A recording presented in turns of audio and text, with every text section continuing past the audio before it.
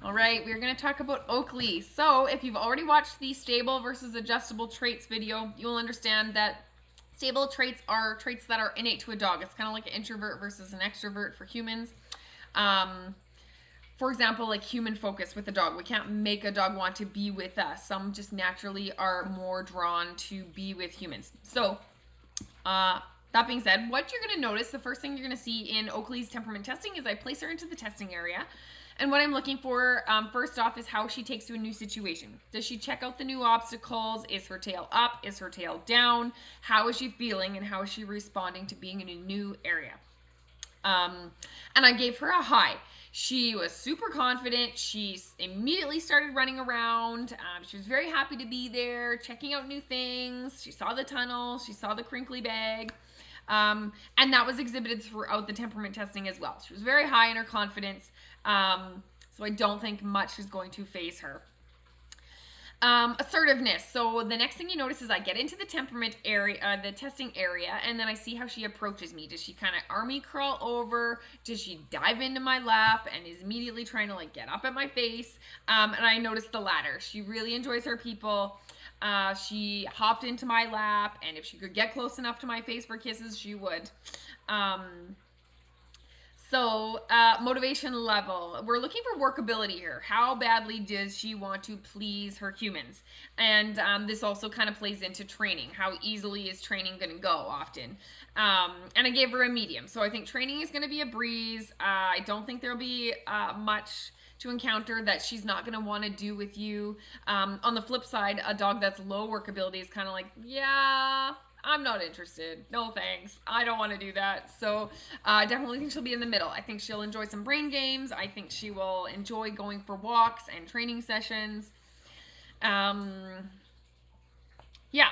So that's her motivation level. Nerve strength and resiliency. So what we're looking for here is the ability to handle and manage stressful situations. And how they react. So the only reason that I put her on a medium here versus as high, there was one trait that I noticed throughout the temperament testing was she was panting. But in terms of confidence and whatnot, everything else, nothing. There was no issues. So yeah, I gave her a medium here. And that's because it is a trait that it's one of those adjustable traits. So I want everybody to be building nerve resiliency into their dogs. And that would be one of the areas. And so that is just going to come throughout the socialization process, which is the first 16 weeks. So you're going to be offering new situations, new different exposures in a positive manner. So the goal here is not to stockpile stress. And what that means is field trips are important. Going out in the world is important. Obviously, we're carrying them for the first 16 weeks. But we don't want to be going for a field trip in the morning and then the afternoon and then the very next day, because now we're stockpiling stress. So what we're hoping, what would be a better fit to kind of build that is you go for a field trip and then you let your dog decompress for a day or two, maybe even 3 times or 3 days if it was a really big field trip. And if you notice more signs of stress, which include like panting and yawning, whining, scratching, those are all signs of stress. So yeah, we don't be stockpiling that stress. Give your dog a break in between, and gradually that nerve resiliency builds. And then those are the adult dogs that you can take anywhere. They're confident, they're resilient, and they're up for anything, which is totally what I envisioned for Oaklee. Touch tolerance. She scored a high. This girl loves her puppy massages in the evening. Nail trims are not a problem. Eye trims are not a problem. We have been brushing every night. She does have a curly coat, so this is going to be crucial. I want her family to understand that with a curly coat, you kind of got 2 options. You can either keep a shorter coat, which means that there's more regular grooming, more grooming visits, and there's more maintenance at home. Alternatively, the curly coat, you really don't notice much shedding. But if you want to keep a longer curly coat, there's going to be daily brushing with that. So those are kind of 2 sides of the coin. But the curly coat often tends to be more friendly for allergies if people are more sensitive. But yeah, that goes along with touch tolerance. We're not looking for how much they enjoy it. We're looking for how tolerant they are. And so with a curlier coat, I do any way you slice it. A dog needs to be higher on the touch tolerance, and she's already off to a fantastic start. We don't need them to enjoy going to the vet, and we don't need them to enjoy going to the groomers, but we do need them tolerant in those situations, especially when it's a dog that's going to be very regularly groomed. Energy level, okay.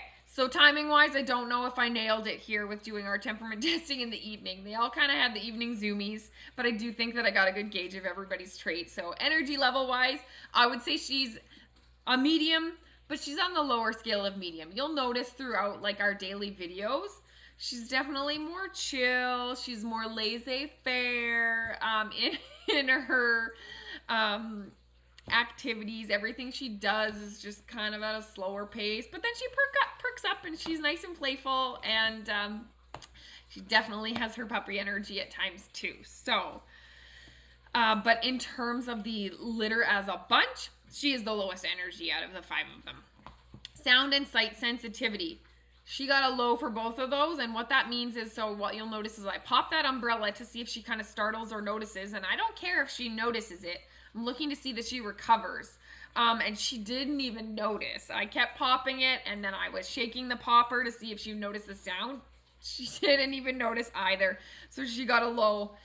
These are the dogs that end up being bomb-proof. You know, they really don't care about the sights and the sounds that are going on around them, which is excellent trait for home with kids. And a variety of situations. They can really handle it. So actually, she scored really high for traits for service work, actually. So facility dog, therapy dog, service work. What they're looking for is high human focus, high touch tolerance, and low for sound and sight sensitivity. And she has all of those traits. Prey drive. I gave her a medium because she enjoyed the little tug toy. She didn't necessarily... Yeah, prey drive is fun because then they do enjoy their toys. It can be a bit intense if it's a high prey drive dog because then they chase everything, but she was right in the middle, so I think she'll be really fun there. And so human focus, yeah. She is always seeking us out. She's always looking for her people. She kept checking in with me during the temperament testing, so I gave her a high for human focus. She's going to be looking for her people around the house.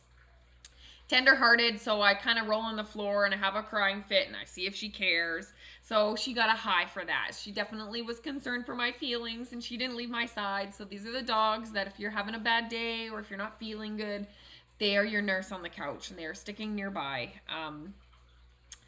which I really enjoy in a dog. Dog friendliness, I gave her a neutral. She really didn't notice that the other dog was there. She enjoys playing with the dogs in the house, so I think she'll do really well whether there's another dog in the house or not. I think she'll get along with other dogs, but she really didn't care either way. But yeah, overall, to describe Oaklee, I would say she's the calmest and the most easygoing in the bunch. She's a real sweetheart. She's definitely going to look like a live teddy bear, always with her curly coat. That is one of the traits that they keep. But if you have questions, let me know.